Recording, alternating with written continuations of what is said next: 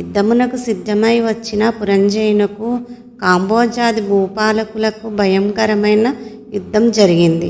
ఆ యుద్ధంలో రధికుడు రధికునితోనూ, అశ్వసైనికుడు అశ్వసైనికునితోనూ, గజ సైనికుడు గజ సైనికునితోనూ, పదాతులు పదాతి సైనికులతోనూ, మల్లులు మల్లయుద్ధ నిపుణులతోనూ, ఖడ్గ గద బాణ పరుసవు మొదలగు ఆయుధాలు ధరించి వండరులు ఢీకొనుచు, హూంకరించుకొనుచు, సింహనాదములు చేసుకొనుచు, సూరత్వ వీరత్వములను చూపుకొనుచు, బేరీదుందుబులు వాయించుకొనుచు, శంఖములను పూరించుకొనుచు ఉభయ సైన్యములు విజయకాంక్షలై పోరాడిరి.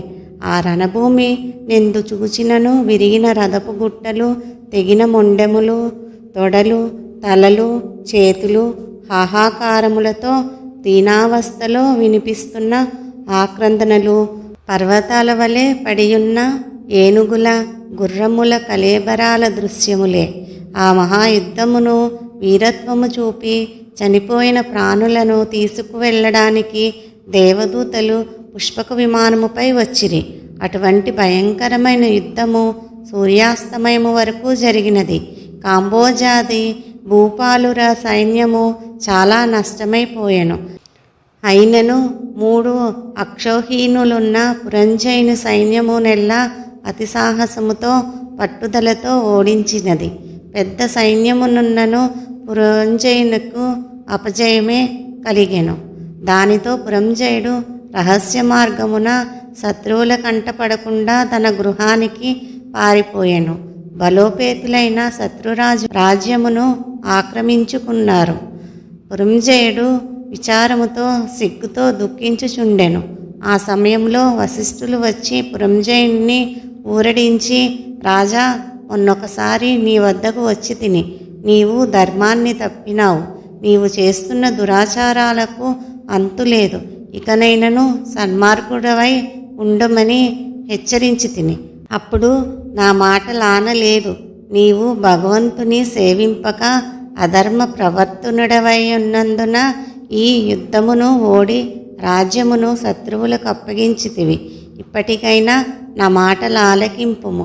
జయాపజయాలు దైవ దీనములని ఎరింగియు నీవు చింతతో కృంగిపోవటయేలా శత్రురాజులను యుద్ధములో జయించి నీ రాజ్యమును నీవు తిరిగి పొందవలనన్న తలంపు కలదేమి?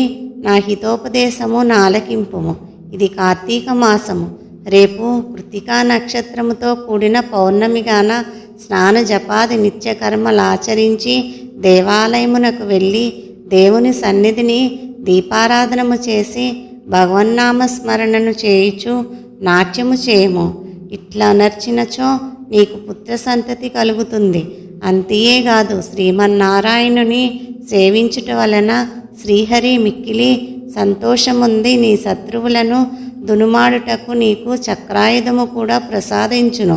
కనుక రేపు అట్లు చేసిన ఎడల పోగొట్టుకున్న రాజ్యమును తిరిగి పొందగలవు. నీవు అధర్మ ప్రవర్తనుడవై దుష్ట సహవాసము చేయుట చేత కదా నీకు ఈ అపజయము కలిగినది.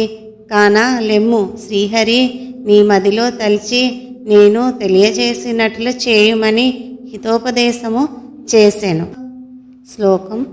అపవిత్రః పవిత్రావా నానావాస్తాంగతోపి వా యః స్మరేత్ పుండరీకాక్షం స బాహ్యాభ్యంతరశుచిః.